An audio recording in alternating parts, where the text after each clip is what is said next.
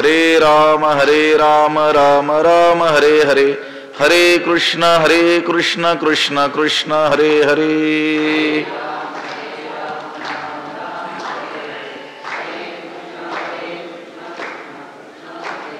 पुंडलीक वरदा हरी विठ्ठल श्री ज्ञानदेव तुकाराम. पंढरीनाथ भगवान की जय. माऊली ज्ञानेश्वर महाराज की जय. जगद्गुरु तुकाराम महाराज की जय.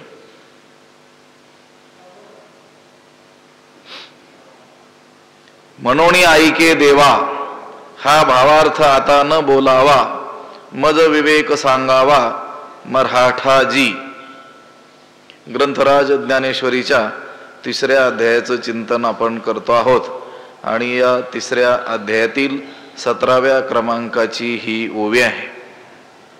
2ऱ्या क्रमांकाचा जो श्लोक आहे, व्यामिश्रेणेव वाक्येन बुद्धिं मोहयसीव मे तदेकं वद निश्चित्य येन श्रेयो हमाप्नुयाम. या ओवीचं, या श्लोकाचं हे भाष्य आहे. विस्तारानं ते भाष्य ज्ञानोबरायांनी केलेलं आहे. जवळजवळ 26 ओव्या त्यावरती आहेत. त्यातील ही 17व्या क्रमांकाची ओवी आहे. अर्जुन म्हणतोय, म्हणून देवा ऐके, म्हणून हे देवा आता ऐक. हा भावार्थ आता न बोलावा. आता यापुढं तू गुढार्थानं बोलू नकोस. तर काय कर, मज विवेक सांगावा मराठाजी. मला कळेल अशा भाषेमध्ये स्पष्ट विचार काय तू सांग. इथे मराठा शब्द जो आहे तो सोपा सरळ अशा अर्थी आलेला आहे. बऱ्याच वेळेस कानडा शब्द येत असतो, लक्षात आलं का? तो कानडा शब्द अनाकलनीय, कळण्यास कठीण अशा अर्थाने येत असतो. आणि मराठा शब्द हा सोपा सुलभ, मला कळेल अशा भाषेमध्ये तू हा विवेक, हा विचार सांग.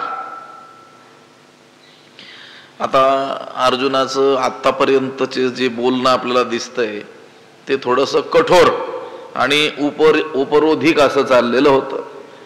पण इथून पुढं तो नम्रतेनं आणि प्रेमळपणाने बोलतोय. उपरोधानं देवाला बोलत होता, कठोरतेनं तो देवाला बोलत होता.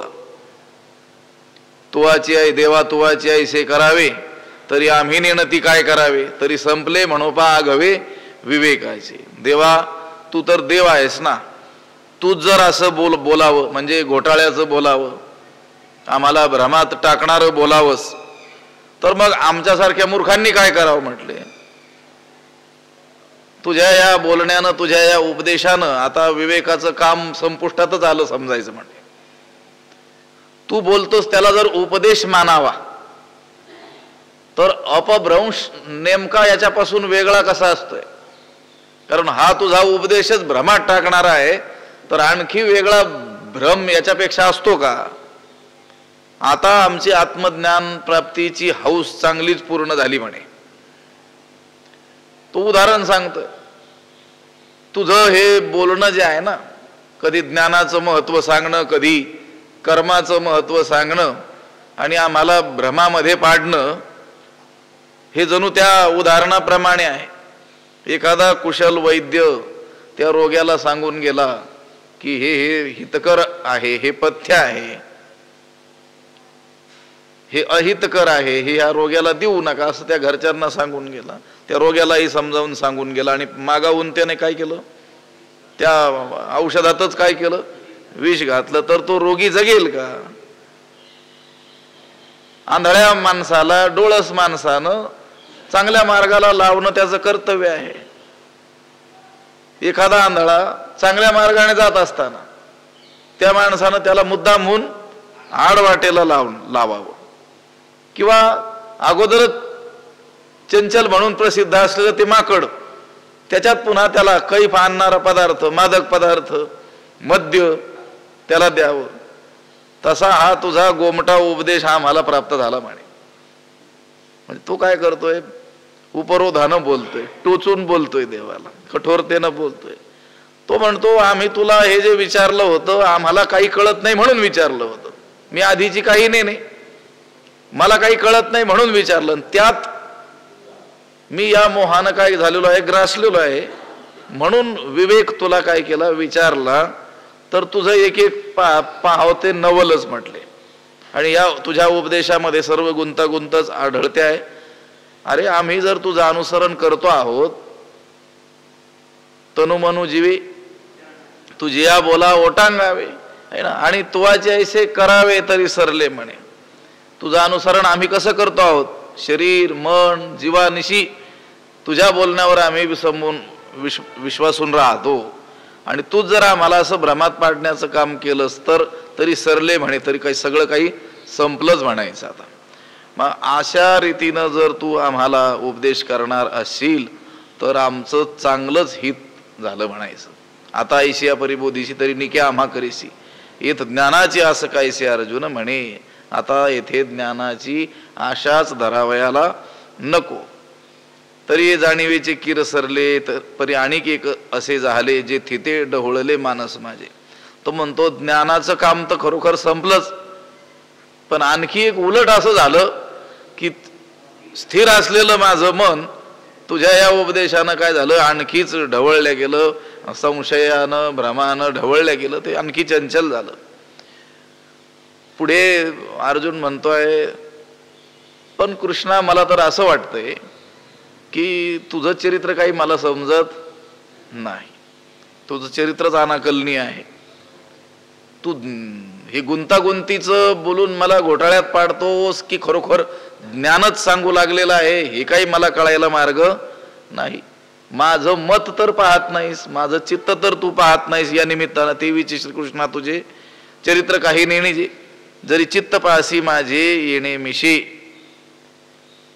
माझं चित्त तू पाहतोस, माझं मत काय आहे हे पाहतोस की मला फसवतो आहेस हे काही कळायला मार्ग नाही. किंवा तत्वज्ञानच सांगतो आहेस पण जरा गूढ भाषेत सांगतो आहेस हेही कळायला मार्ग नाही. हे अवगमिता निरुते जाणवे ना तरी झकवित आहासी माते की तत्वची कथीसी ध्वनिते. ध्वन्यार्थानं गूढार्थानं तत्वज्ञानच सांगतोस की काय हे अवगमिता चांगल्या रीतीनं विचार करून पाहिला तरी देखील मला कळत नाही, जाणवे ना.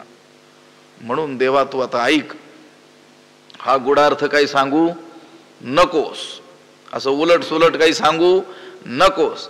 मला कळेल अशा भाषेमध्ये स्पष्ट विचार तू सांग. म्हणून ऐके देवा हा भावार्थ आता न बोलावा, मज विवेक सांगावा मराठाजी. अरे मी कसा आहे, मी अत्यंत जड असे परी ऐसाही निके परियेसे. कृष्णा बोलावे तुवा तैसे एकनिष्ठ. कृष्णा मी अत्यंत जड असे परी ऐसाही निके परियेसे तैसे एकनिष्ठ तुवा बोलावे. हे कृष्णा मी अत्यंत जड असे, मी अत्यंत मंद बुद्धीचा आहे. परी ऐसाही निके परियेसे, परंतु अशाही मला म्हणजे मंदबुद्धी असलेल्या अशाही मला चांगलं समजेल तैसे एकनिष्ठ तुवा बोलावे. असं एक निश्चयात्मक तू मला सांग. तूच अगोदर निश्चय कर की ह्याला नेमकं ज्ञान सांगायचंय की कर्म सांगायचंय, आणि विचार करून निश्चयपूर्वक मला कळेल असं तू सांग. मी अत्यंत जड असे, मी अत्यंत मंद बुद्धीचा आहे. तुझं हे असं संशय उत्पादक जे बोलणं आहे ना ते मला काही कळायला मार्ग नाही आहे. म्हणून मी अत्यंत मंद बुद्धी आहे. परंतु अशा मंद बुद्धीला देखील कळेल असं स्पष्ट आणि सोपेपणानं काय कर सांग, एकच सांग आणि निर्णयात्मक सांग. कृष्णा तुवा बोलावे तुवा तैसे एकनिष्ठ. एकाच निश्चित अर्थाचं, ज्याचा निश्चित एकच काय होतो आहे, अर्थ होतो आहे. कुणालाही कळेल की यातून ह्याला हेच सांगायचंय अशा रीतीचं तू मला सांग. असंदिग्ध, ज्याच्यामध्ये संशयच निर्माण होणार नाही. कुणी ऐकल्याबरोबर त्याला कळेल की याला नेमकं काय सांगायचंय असं तू मला सांग. दुटप्पी नको. लक्षात येतो का? ऐके एक सारा ते बोधीजे, तरी एक निष्ठची बोलीजे. हे अनेकी काय सांगीजे तुम्हा प्रती, तदेकम वद निश्चित्य. निश्चित मला सांग. मी अत्यंत जड असे, परी ऐसाही निके परी असे. कृष्णा बोलावे तुवा तैसे एकनिष्ठ. आणि त्याच्यासाठी उदाहरण देतोय तो, कसं बोललं पाहिजे. देवा तू मला समजावून सांगताना असं समजावून सांगितलं पाहिजे, असं हा समजावून सांगतोय देवाला. लक्षात आलं का? देखे रोगा ते जिणावे, औषध तरी द्यावे, परी ते अतिरुच्च व्हावे मधुर जैसे. देखे रोगा ते जिणावे, तरी औषध द्यावे, परी ते जैसे अतिरुच्च मधुर होवावे. तो म्हणतो पहा, देखे म्हणजे पहा. रोगा ते जिणावे, रोगाला नाहीसं करायचंय, रोगाला जिंकायचंय. वैद्यानं रोग काय केला पाहिजे? नाहीसा केला पाहिजे त्या रोगाचा रोग. आणि तरी औषध द्यावे. रोग नाहीसा करायचा असेल तर त्याला काय द्यावं लागतं? औषध.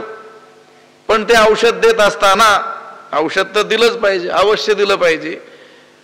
परी ते जैसे अतिरुच्च मधुर व्हावे. पण ते जैसे म्हणजे ज्याप्रमाणे अतिरुच्च रुचकर आणि कसं असलं पाहिजे? मधुर व्हावे, गोड असलं पाहिजे. असं तो म्हणतो रोगाला तर जिंकायचं असतं, रोग नाहीसा करायचाच असतो. आणि त्या रोग दूरीकरणार्थ औषध देणं देखील काय असतं? आवश्यक असतंच. औषध तरी द्यावे, तर औषध द्यावंच लागतं. पण ते औषध कसं असलं पाहिजे? ते रुचकर असलं पाहिजे. आणि कसं असलं पाहिजे? गोड मधुर असलं पाहिजे. अतिरुच्च, अतिशय रुचकर असलं पाहिजे, चवदार असलं पाहिजे. या उभीतून अर्जुन काय सांगतोय भगवंताला? की भगवंताने आपल्याला कसं समजावून सांगावं हे सांगतोय तो. तो म्हणतो रोग तर गेला पाहिजे, आणि रोग घालवण्याकरिता औषध द्यावंच लागतं, यात संशय नाही. पण सामान्यतः जर पाहिलं तर औषध कसं असतं? कडू असतं. तद्वत तत्वज्ञान हे बहुधा कसं लागत असतं? कडूच लागतं की नाही? वृक्ष कठोर असं वाटत असतं. आणि बहुतेक तत्वज्ञान तसंच सांगितलं जातं. हा गोडू परमार्थ लागे कडू, कडू विषय तो गोडू जीवासी झाला. परमार्थ, तत्वज्ञान, आत्मविषयक चर्चा ही कशी लागते? कठोर वाटत असते. आणि बहुतेक कठोर भाषेतच ते असतं. पण अर्जुन सांगतो तत्वज्ञान रूपी औषध मला असं द्या की जे घेताना अतिरुच्च आणि मधुर असलं पाहिजे, रुचकरही असलं पाहिजे आणि ते गोडही असलं पाहिजे. हे पहा, ज्ञानोबरायांनी हे तत्वज्ञानच आपल्याला सांगितलं. पण हे कसं सांगितलं? अर्जुन म्हणतो तसं सांगितलं. परी ते अतिरुच्च व्हावे मधुर जैसे. नाहीतर हाच विषय ज्ञानेश्वरीतला ज्या अनेक वेदांताच्या ग्रंथांमध्ये आलेला आहे, त्या वेदांताच्या ग्रंथामध्ये ज्या भाषेत हा विषय आलेला आहे ती भाषा कशी आहे? कठोर आहे, वृक्ष आहे, वाळवंटासारखं वाटतं आहे ना. त्याच्यात काही रमणीयता वाटत नाही, रंगून जात नाही माणूस. पण ज्ञानेश्वरीमध्ये मात्र माणूस रंगून जातो सहज. ज्ञानोबरायांची ती दृष्टांत पाहता पाहता ती भाषेची रचना, ते सौंदर्य, ते काव्य, यानं काय होतं? तो त्यामध्ये गुंगून जातो, गुंग होतो. आहे तत्वज्ञानच, पण ती सांगण्याची पद्धत कशी आहे? अर्जुन म्हणतो तशी आहे. आता हे अर्जुनाच्या तोंडात हे शब्द घातलेले आहेत ज्ञानोबरायांनी. ज्ञानोबरायांचं म्हणणं सुद्धा असं आहे, तत्वज्ञानच सांगा, पण कसं सांगा? ते अतिरुच्च व्हावे मधुर जैसे आहे ना. ते श्रोत्याला असं कर्ण कर्कश कठोर असं वाटेल, असं काही सांगू नका. तैसे साच आणि मवाळ, मितले आणि रसाळ, शब्द जैसे कल्लोळ अमृताचे. ज्ञानोबरायांची भाषा आहे. म्हणून तर ज्ञानेश्वरीची जी गोडी आहे ती कशी आहे? अवीट आहे. कळो न कळो, पण माणसं गुंतून राहतात. बांधून ठेवण्याचं सामर्थ्य ज्ञानोबरायांच्या शब्दामध्ये आहे.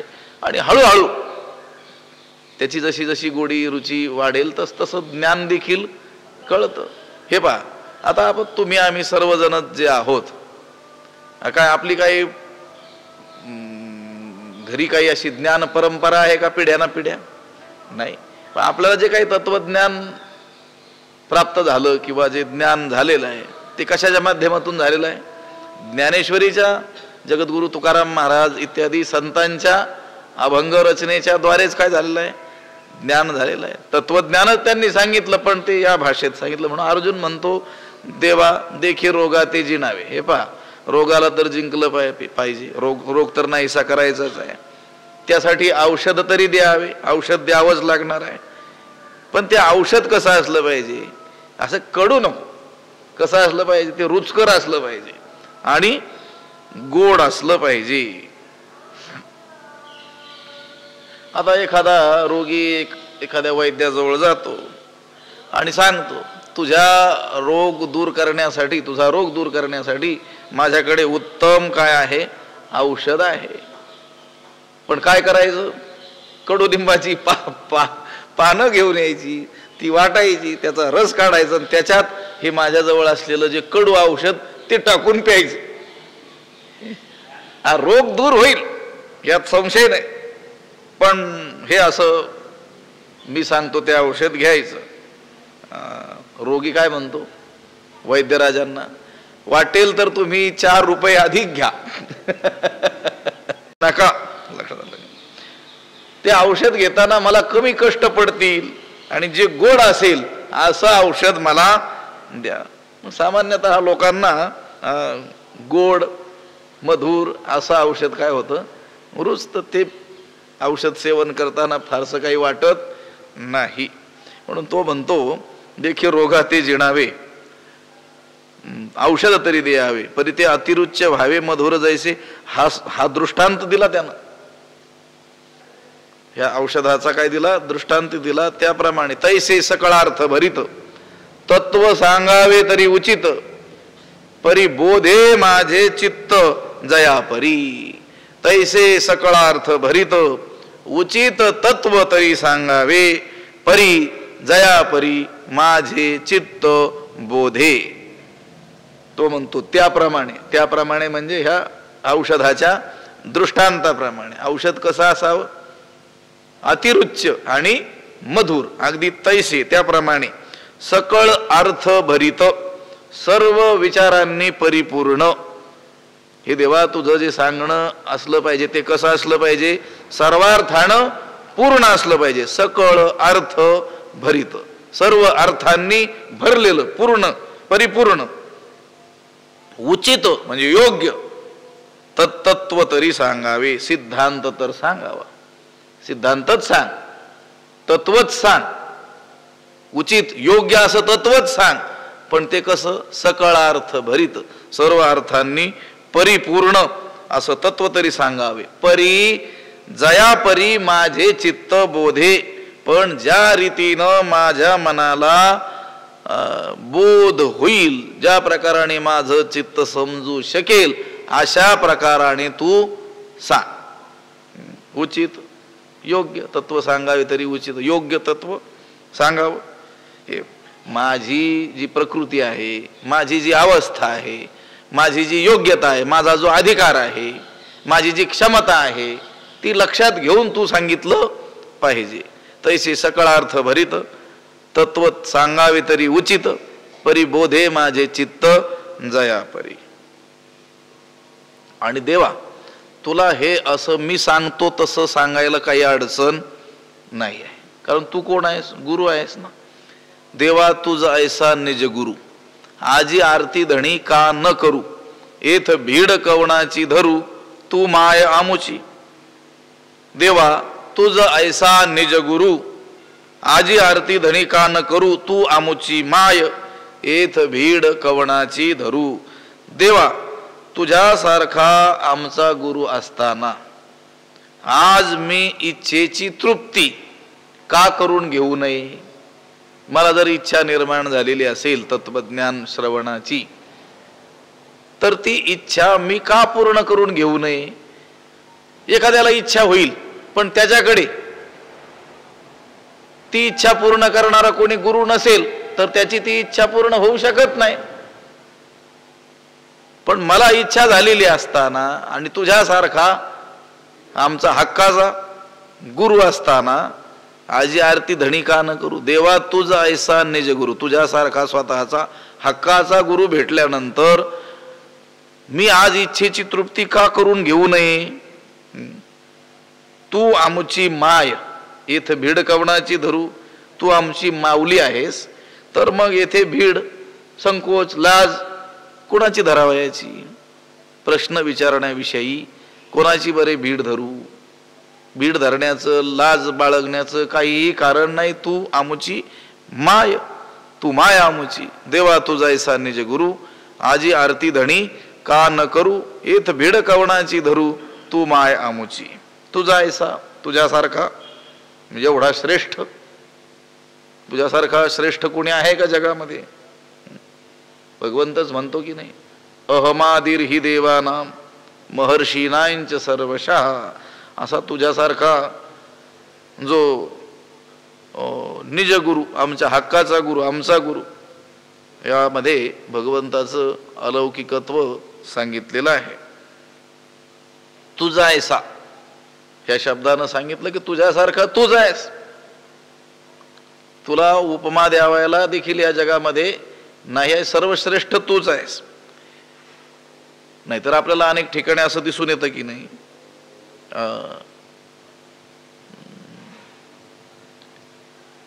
ज्यांना मुळातच काही येत नाही असेही लोक गुरु होऊन बसलेले दिसून येतात की नाही आपल्याला.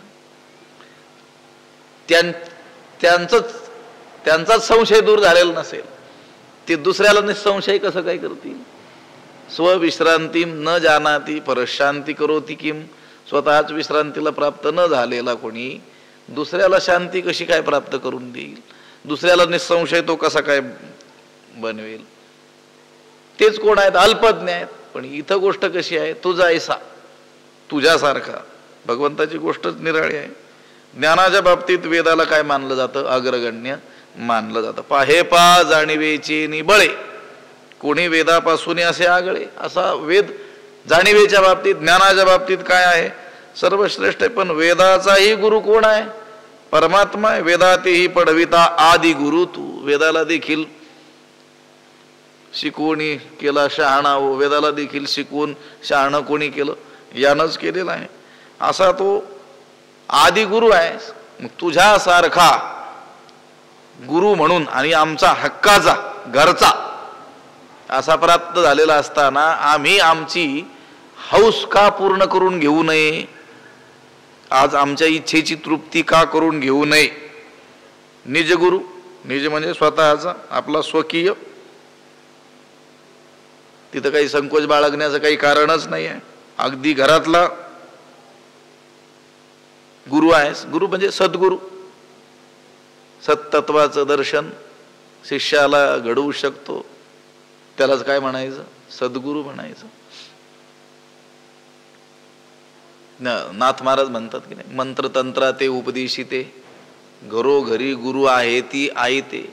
शिष्या जो शिष्यासी मेळवी सद्वस्तू ते, श्रीकृष्ण त्या ते सद्गुरु मानी. हे मंत्र तंत्र वगैरे उपदेश करणारे घरोघर आहे ते गुरु आहेत म्हटले. पण जो आपल्या शिष्याला सद्वस्तूचं दर्शन घडवतो, त्या परमात्म्याचं ज्ञान प्राप्त करून देतो, त्यालाच काय म्हणायचं? गुरु म्हणायचं, सद्गुरु म्हणायचं. गुरु शब्दातच दडलेला आहे ते. पण आता गुरु शब्द सरसकट कुठेही वापरला जात असल्यामुळं आता सद्गुरु, श्रीगुरु असं म्हणावं लागतं. नाही तर गुरु शब्दातच तो अभिप्राय आहे. गु आणि रु असे दोन अक्षर आहेत की नाही.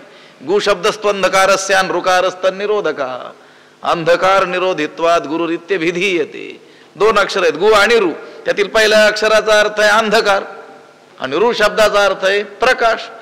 शिष्याच्या अज्ञानरूपी अंधकाराचा आपल्या ठाई असलेल्या ज्ञानरूपी प्रकाशाने जो नाश करतो त्याला काय म्हटलेलं आहे? गुरु म्हटलेलं आहे. पण आता हा गुरु शब्द सर्रास कुठेही जोडल्या जात असल्यामुळं त्याला विशेषण पुढे जोडावं लागतं, सद्गुरु, श्री गुरु. देवा तुझा ऐसा निज गुरु, आमच्या हक्काचा गुरु, घरचा गुरु भेटलेले असताना आजी आरती धणी का न करू, आज इच्छेची तृप्ती का करून घेऊ नये. तू आमची माय, तू आमची आई आहेस, इथं भीड कवनाची धरू. तर मग प्रश्न विचारण्याविषयी कोणाची बरे भीड धरावी, कुणाचा संकोच बाळगावा, कुणापासून लज्जा बाळगावी, काही कारण येत नाही. हा गा कामधेनू ते दुभते, कामधेनूचे दुभते, दैवे जाहले अपैते, तरी कामनेची का तेथे वाणी कीजे. गा, जरी दैवे कामधेनूचे दुभते जाहले, तरी तेथे कामनेची वाणी का कीजे. अरे देवाला तो म्हणतो, अरे जरी दैवे कामधेनूचे दुभते अपैते जाहले, जर दैववशात, भाग्यवशात कामधेनूचे दुभते अपैते झाले, कामधेनूचे दूध काय झालं, प्राप्त झालं. एखाद्याला भाग्यबळानं, दैवबळानं कामधेनूचं दुभत काय झालं, स्वाधीन झालं, तरी तेथे कामनेची वाणी का कीजे, तर तिथे इच्छेची कमतरता का करावी. तर केवळ दुधाची अपेक्षा न करता तिथे वाटेल ते इच्छेची उणीव का म्हणून करावी. काय प्राप्त झाली, कामधेनू. कशी, दुभते. मग केवळ दुधाचीच अपेक्षा करावी का त्या कामधेनूकडून. ती कोण आहे, कामधेनू आहे, ती काही सामान्य गाय आहे का. म्हणून आता दुभती गाय प्राप्त झाली म्हणून बरं झालं, आता आपल्याला काय झालं, दूध प्राप्त झालं. आणि त्या सामान्य गायीकडून दुसरी इच्छा मनुष्य ठेवणारही नाही, कारण तिच्यामध्ये त्या इच्छापूर्तीचं काय नाही आहे, सामर्थ्य नाही आहे. पण दूध मात्र देईल. पण एखाद्याला भाग्यवशात कामधेनूचं दुभत प्राप्त झालं, तर मग त्यानं कामनेची उणीव ठेवावी का, म्हणजे कामनाच करू नये का. काय कोणतीही कामना करू शकतो, कारण त्याला काय प्राप्त झाली, कामधेनू प्राप्त झाली. मनात जी कामना करील ती पूर्ण करण्याचं सामर्थ्य त्या कामधेनूमध्ये असल्यामुळं त्यानं आता ती कामधेनू दुभती आहे म्हणून केवळ दुधावरच संतोष मानू नये, तर आपल्या ज्या काही कामना असतील त्या काय करून घ्याव्यात, पूर्ण करून घ्याव्यात. बघा ज्ञानोबारायांचं विलक्षणता पहा. केवळ कामधेनू नाही म्हटलं, कामधेनूचे दुभते म्हटलं. केवळ कामधेनू शब्द नाही वापरला त्यांनी, कामधेनूचे दुभते. त्याप्रमाणे हे भगवंता तू आम्हाला त्या कामधेनूच्या दुभत्याप्रमाणे प्राप्त झालेला आहेस. म्हणून आम्ही केवळ दुधावर, म्हणजे तू आता आम्हाला युद्धाला सहकारी म्हणून, सारथी म्हणून प्राप्त झालेला आहेस, एवढ्यावरच आम्ही संतोष का मानावा. तू कोण आहेस, कामधेनू आहेस. आणि दुभत म्हणजे त्या दुधाच्या ठिकाणी काय घ्यायचं, देवाचं हे इतर केलेलं सहकार्य. आम्ही त्याच्यावरच संतोष न मानता काय करावं, तुझ्याकडून जे अपेक्षित आहे ती इच्छा काय करून घ्यावी, पूर्ण करून घ्यावी. म्हणजे आम्हाला जे अभिलषित आहे, अपेक्षित आहे, त्याचं काय करावं, त्याची पृच्छा करावी, विचारणा करावी, तुझ्याकडून विचारून घ्यावं, ज्ञान प्राप्त करून घ्यावं. हागा कामधेनूचे दुभते, दैवे जाहले अपैते, तरी कामनेची का तेथे वाणी कीजे. दैवे, आता कामधेनूचं दुभत प्राप्त व्हायला काय पाहिजे, मोठं भाग्य बलवत्तर पाहिजे ना. अहो साधी गावरान गाय मिळायला सुद्धा भाग्य पाहिजे. ती दुभती गाय. तर मग हे कामधेनूचे दुभते भाग्यवशानेच काय होईल, प्राप्त होईल. पण एखाद्याला झालं, ज्ञानोबा म्हणतात, तरी कामनेची का तेथे वाणी कीजे. वाणी म्हणजे तुटवडा, उणीव. कामनेचा दुष्काळ का असावा, जेवढ्या म्हणून कामना असतील तेवढ्या काय कराव्यात, त्यानं पूर्ण करून घ्याव्यात. अजून एक उदाहरण, जरी चिंतामणी हाता चढे, तरी वांछेचे कवन साकडे, का आपुलेने सुरवाडे इच्छावे ना. जरी चिंतामणी हाता चढे, तरी वांछेचे साकडे कवन आपुलेने सुरवाडे का इच्छावे ना. जर चिंतामणी हाता आला, आपल्या हातामध्ये हाती चिंतामणी आपण होऊन आला, जरी चिंतामणी हाता चढे, जर चिंतामणी आपण होऊन हातावर चढला, प्राप्त झाला, तरी वांछेचे साकडे कवन. तर मग तिथं इच्छापूर्तीची अडचण कोणती आहे? इच्छा करण्याचं संकट आहे का काही? की बाबा आता इच्छा केली तर काही संकट ओढावेल असं आहे का? काय इच्छा असेल ती करावी. का आपुलेने सुरवाडे इच्छावे ना, आपुलेने सुरवाडे का इच्छावे ना, आपल्या इच्छेनुरूप का मागू नये? कधी जर चिंतामणी आपल्या हाती येईल तर प्राप्त झालाय की नाही चिंतामणी? मग आता चिंतामणी प्राप्त झाल्यानंतर आता इच्छा करण्याविषयी काही संकट आहे का? किंवा आता चिंतामणी प्राप्त झाला आणि आता तुम्ही काहीतरी मनात इच्छा केली मग संकट प्राप्त होईल असं आहे का काही? उलट असलेली संकट काय होतील? नष्ट होतील. इच्छा करण्याचं संकट कुठे आहे?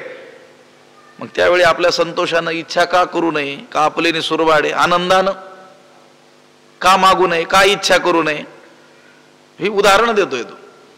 त्याप्रमाणे हे देवा तू आमच्या हाती आलेला आहेस, तर मग आम्ही इच्छा का करू नये तुझ्याकडे? जरी चिंतामणी हाता चढे तरी वांछेचे कवन साकडे, का आपुलेने सुरवाडे इच्छावे ना. अजून एक उदाहरण देतो. देखे अमृत सिंधू ते ठाकावे, मग तहानाची जरी फुटावे, तरी सायास का करावे मागील ते.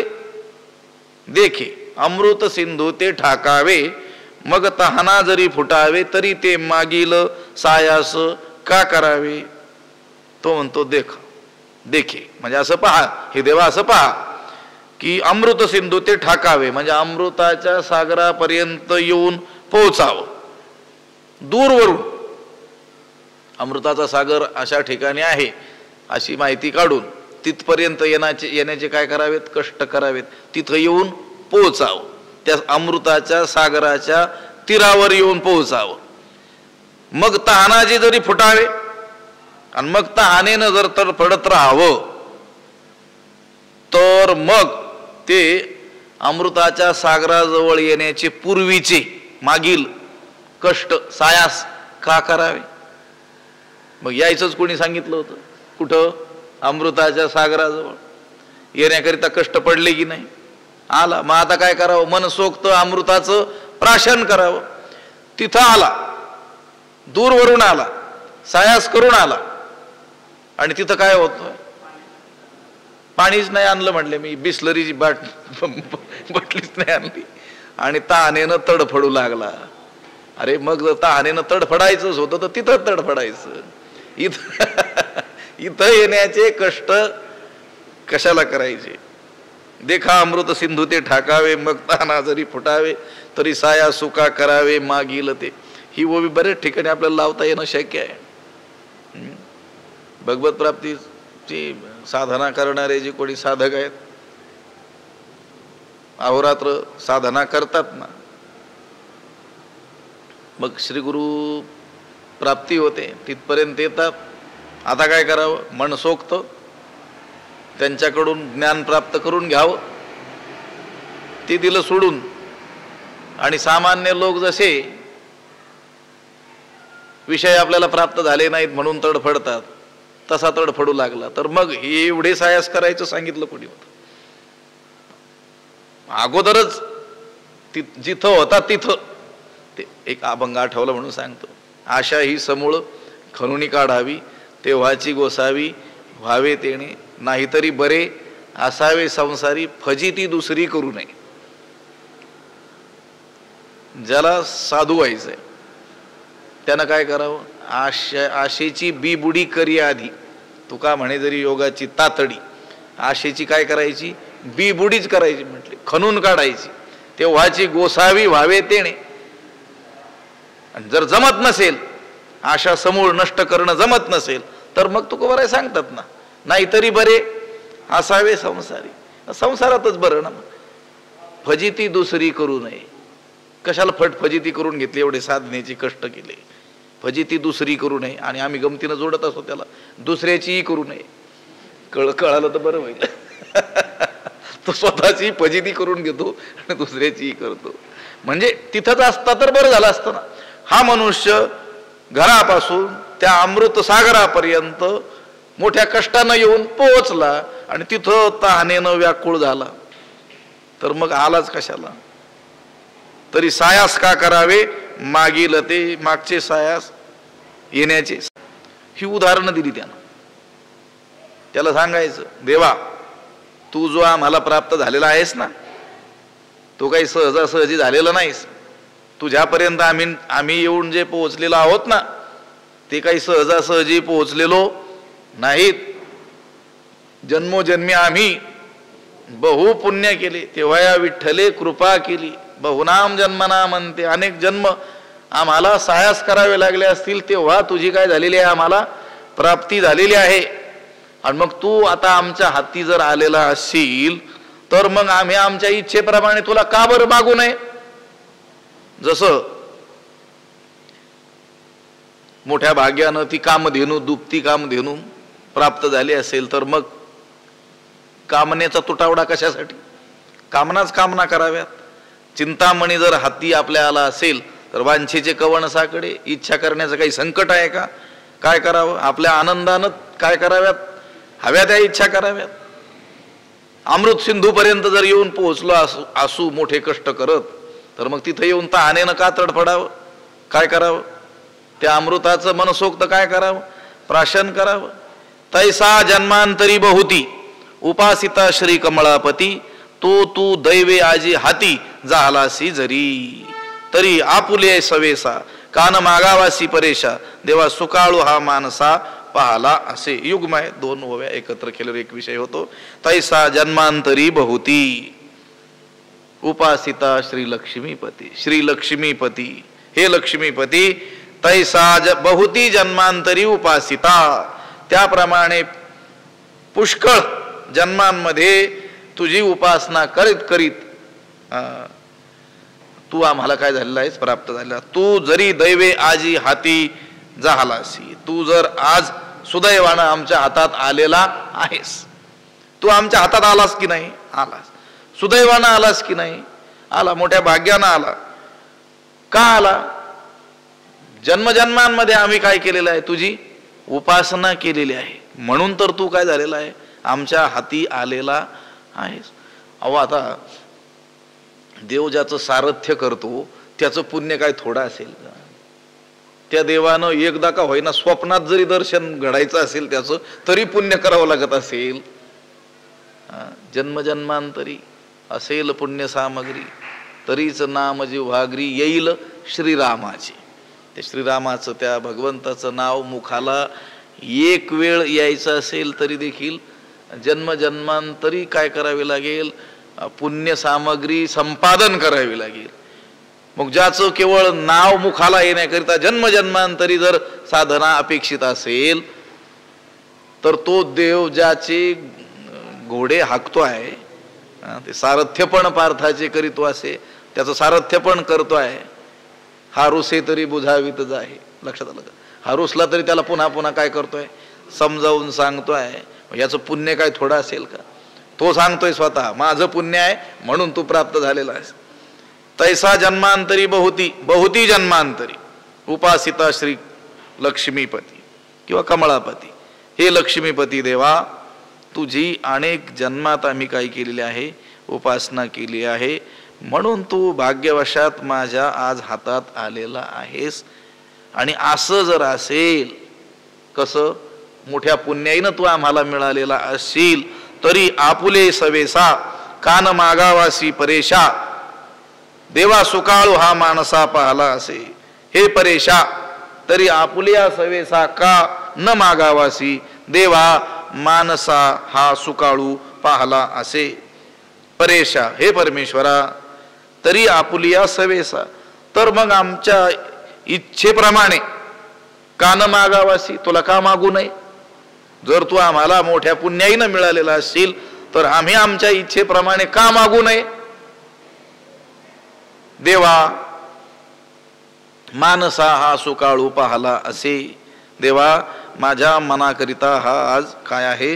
सुकाळच आहे. सुबत्तेचाच काळ उजाडलेला आहे माझ्या दृष्टीनं.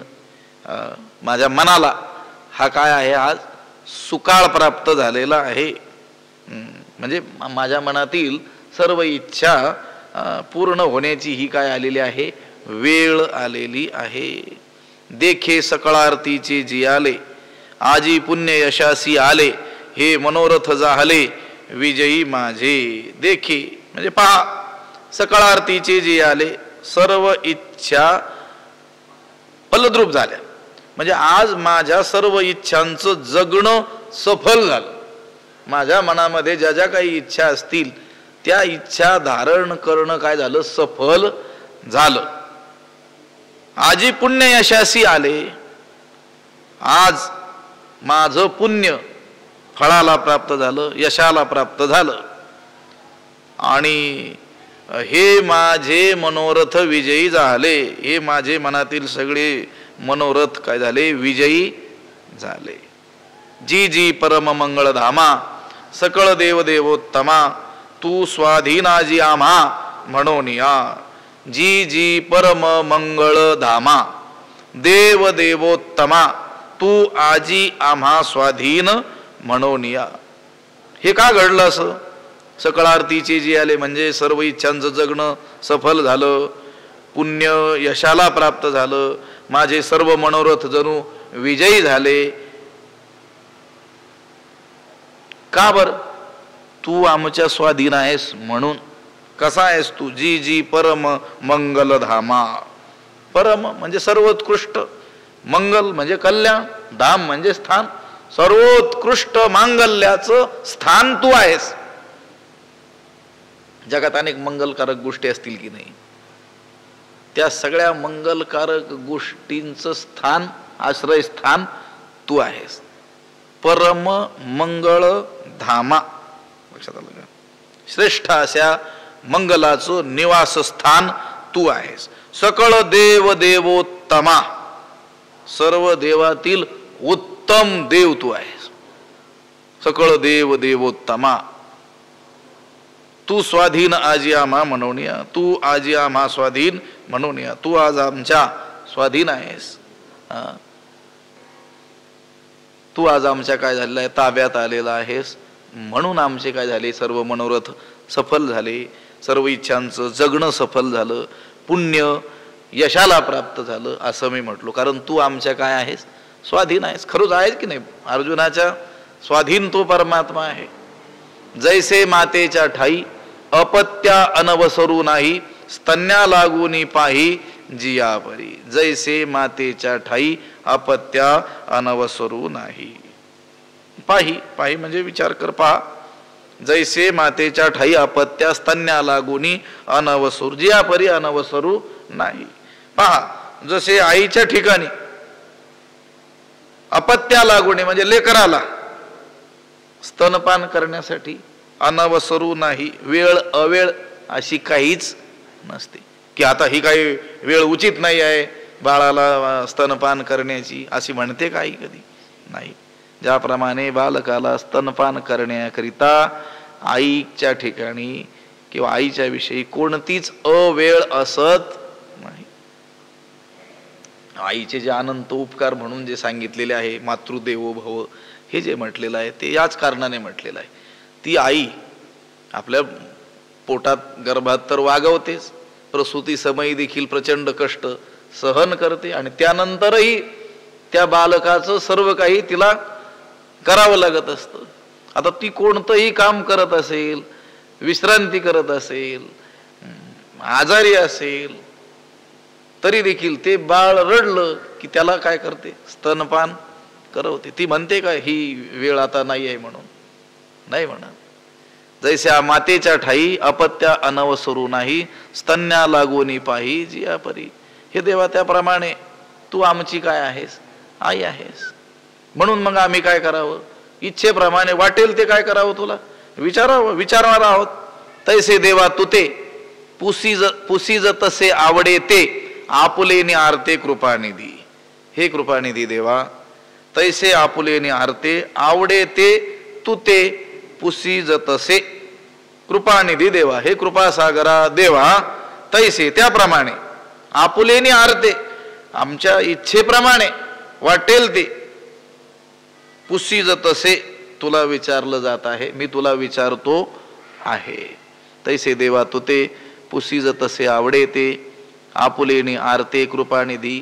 आणि तू आईच असल्यामुळं ज्याप्रमाणे स्तनपान करण्याकरिता आईच्या ठिकाणी त्या बालकाला स्तनपान करण्याकरिता कोणतीही अवेळ असत नाही, तू आमची आईच असल्यामुळं आम्ही तुला जे काही विचारू ते अनुचित आहे, अयोग्य आहे, ह्या वेळेला ते विचारायला नको होतं, हे विचारायला नको होतं असं तू कधी म्हणणार नाहीस. तैसे देवा तू ते पुसीज तसे आवडे ते. आवडे ते म्हणजे आपल्या इच्छेप्रमाणे वाटेल ते आम्ही तुला विचारणार आहोत. तरी पारत्रिकी हित आणि आचरिता तरी उचित ते सांगे एक निश्चित पार्थ म्हणे. तरी पारत्रिकी हित आणि आचरिता तरी उचित ते एक निश्चित सांगे पार्थू म्हणे. मग असं जर आहे, तू आमच्या आईप्रमाणे आहेस, तर मग आम्ही तुला विचारणार आहोत. तू आम्हाला निश्चित एक असं सांगितलं पाहिजे. तरी पारत्रिकी हित जे विचारणार आहोत त्यातून तू आम्हाला जे सांगायचंय ते कसं असलं पाहिजे. पारत्रिकी हित परलोकी कल्याणकारक असलं पाहिजे, परलोकात हितकारक असलं पाहिजे, परलोक गमनाचा आमचा मार्ग देखील प्रशस्त झाला पाहिजे. आणि आचरिता तरी उचित, आणि या लोकामध्ये आचरण करत असताना तू जे काही मार्ग सांगशील त्याचं आचरण करत असताना ते कसं असलं पाहिजे, उचित, योग्य, म्हणजे परलोकाला उपयोगी पडेल असं, आणि या लोकामध्ये आचरण सहज आमच्याकडून होईल असं आम्हाला तू सांगितलं पाहिजे. ते एक निश्चित सांगे, असं जे काही एकच निश्चय करून आम्हाला सांग पार्थू म्हणे, असं अर्जुन म्हणाला. म्हणजे अर्जुनाला केवळ इहलौकिक कल्याण अपेक्षित नाही आहे, केवळ भौतिक समृद्धी, संपन्नता, राज्य, भोग इत्यादी अपेक्षित नाही आहेत. तो काय म्हणतो, पारत्रिकी हित, तिथं शब्द आहे की नाही, तदेकम वद निश्चित्य येन श्रेयोहम आपनोयाम. श्रेयाविषयीची मागणी आहे, प्रेयाविषयीची त्याची मागणी नाही आहे. या लोकामध्ये असलेली जी संपत्ती त्याला काय म्हणतात, प्रेय, आणि पारलौकिक कल्याण मोक्ष त्याला म्हणतात श्रेय. त्याचा प्रश्न श्रेयाविषयी आहे. तो असं म्हणाला नाही की कशा रीतीनं आम्ही युद्ध करावं म्हणजे आम्ही हे युद्ध जिंकू, असा प्रश्न नाही. कोणत्या शस्त्रास्त्रांचा प्रयोग करावा, कोणती व्यूहरचना करावी, असा कोणताही प्रश्न त्यानं विचारलेला नाही. त्याचा प्रश्न हा ऐहिक सुखासंबंधी नाही आहे. तो काय म्हणतो, तरी पारत्रिकी हित, परलोकात कल्याणकारक, आणि आचरिता तरी उचित. पारत्रिक हित तर त्यातून व्हावंच, पण ते साधन आचरत असताना ते उचित असावं, योग्य असावं, आमच्याकडून ते आचरल्या जावं. ते सांगे एक निश्चित, असं जे एक निश्चित आहे ते मला सांग पार्थ म्हणे, असं अर्जुन म्हणाला. पुंडलिक वरदा हरी विठ्ठल, श्री ज्ञानदेव तुकाराम, पंढरीनाथ भगवान की जय. माऊली ज्ञानेश्वर महाराज की जय. विठ्ठल विठ्ठल विठ्ठल विठ्ठल विठ्ठल. पुंडलिक वरदा हरी विठ्ठल, श्री ज्ञानदेव तुकाराम, पंढरीनाथ भगवान की जय. माऊली ज्ञानेश्वर महाराज की. जगद्गुरु तुकाराम महाराज की जय. आता विश्वात्मके देवी, येणे वाग्यज्ञे तोषावे, तोषोणी मद द्यावे पसायदा नाही. जे खळांची व्यंकटी सांडो, तया सत्कर्मी रती वाढो. बहुता परस्परे पडो, मैत्र जीवांचे दुरितांचे तिमिर जावो. विश्व स्वधर्म सूर्ये पाहो, जो जे वांछील तो ते लाहो. प्राणीजात वर्षत सकळ मंगळी, ईश्वर निष्ठांची मांदियाळी. अनवरत भूमंडळी भेटतू होता, चला कल्पतरूंचे आरव. चेतना चिंतामणीचे गाव, बोलते जे अर्णव पियुषांचे. चंद्रमे जे अलांछन, मार्तंड जे तापहीन. ते सर्वाही सदा सज्जन सोयरे होतू. किंबहुना सर्व सुखी, पूर्ण होणी तिही लोकी. भजिजो आदि पुरुखी अखंडित, आणि ग्रंथोपजीविये विशेषी लोकीये. दृष्टा दृष्ट विजये होवावेजी, एथ म्हणे श्री विश्वेश्वरावो हा होईल दान पसावो येणे वरे ज्ञान देवो सुखिया झाला येणे वरे ज्ञान देवो सुखिया झाला येणे वरे ज्ञान देवो सुखिया झाला पुंडलीक वरदा हरी विठ्ठल श्री ज्ञानदेव पंढरीनाथ भगवान की माऊली ज्ञानेश्वर महाराज की जय जगद्गुरु तुकाराम महाराज की जय शांती ब्रह्म एकनाथ महाराज सद्गुरु बंशी महाराज की जय सद्गुरु जोग महाराज की जय।